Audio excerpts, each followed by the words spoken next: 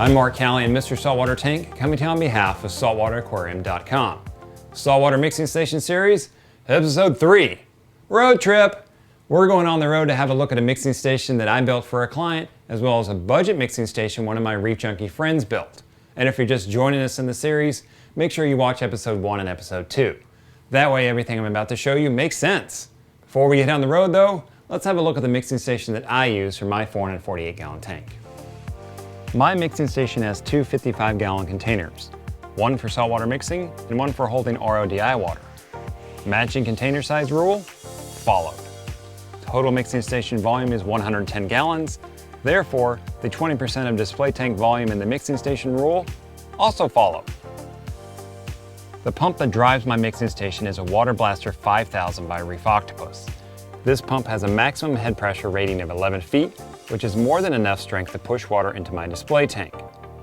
Mixing station pump strong enough to push water into sump or display tank rule followed. What about an easy way to get water out of my mixing station? Water gets out of my mixing station either through the hard plumb line to my display tank or through an easily attached garden hose. The hose makes it easy to fill the other tanks I have in my fish room without the need to haul buckets. I haven't had to haul buckets in years, and I'm not about to change that fact. Easy water output rule followed. My mixing station is nearly fully automated as it senses water levels and turns on and off my RODI unit and mixing pump accordingly. I'll dig more into the automation of mixing stations in the next episode. That's my mixing station. Now let's look at a mixing station with some space constraints. This client's mixing station is located in their garage. The garage isn't climate controlled, but it is heavily insulated, so heat and cold haven't been an issue. While the client would like their mixing station room to be bigger, as the room is only 43 inches wide, the home builder refused to make any changes on the home. They wouldn't even move the water line in the mixing station room. Despite the lack of space, I squeezed in two 40-gallon containers, which make up 31% of the display tank volume in the mixing station.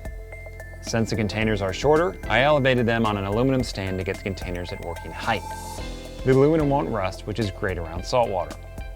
The home builder also wouldn't put in a floor drain in the mixing station room, so I put in a drip tray underneath the water containers to catch spills. Remember my #1 rule of mixing stations: you will overflow your mixing station. Since I had a space constraint, the mixing station pump had to go underneath the mixing station stand. This station is powered by an Awaki pump, which pushes water from the mixing station up 1 story in the home and then over 60 feet to the display tank. I've also got an output tube to easily get water out of the mixing station. Even if you're tight on space, you can still have a nice mixing station. Plenty of space but tight on funds? No reason you can't have a mixing station, and my Reef Junkie friend Brad shows us one way to get that done. Brad utilized 2 brute trash cans of equal size, one for holding RODI water and one for mixing salt water. The white vertical container is for holding salt water for its automatic water changes done through a Neptune Systems dose. The stand for the RODI container is made out of wood, which helped him save some Benjamins. The RODI container is elevated so water can flow into the mixing container without the need for a pump. Valving is all done with home improvement valves, which Brad knows he will have to replace sooner than later.